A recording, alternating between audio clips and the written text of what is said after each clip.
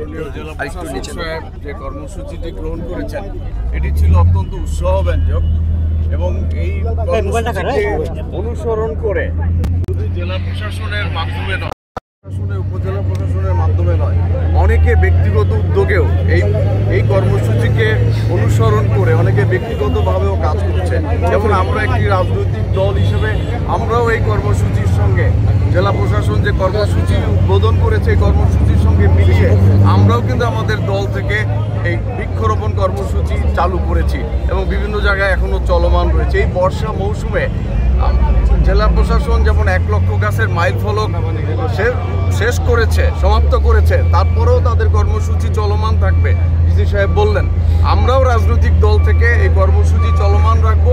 এই বর্ষা মৌসুম ধরেই আমরাও কিন্তু বৃক্ষরোপণ করব। কাজেই এই যে গ্রিন সিটি করার যে উদ্যোগ জেলা প্রশাসক মহোদয় নিয়েছেন, আমরা সকল রাজনৈতিক দল মিলে এই কর্মসূচি সফল করার জন্য প্রথম থেকেই সহযোগিতা করে যাচ্ছি এবং আমরাও চাই যে আমাদের শহর, আমাদের প্রাণের শহরে নারায়ণগঞ্জকে গ্রিন করতে চাই এবং ক্লিন করতে চাই। গ্রিন যেহেতু শুরু হয়েছে এবং প্রায় সমাপ্তির পথে, ইনশাল্লাহ ক্লিনও হয়ে যাবে। একটি দীর্ঘ প্রক্রিয়া।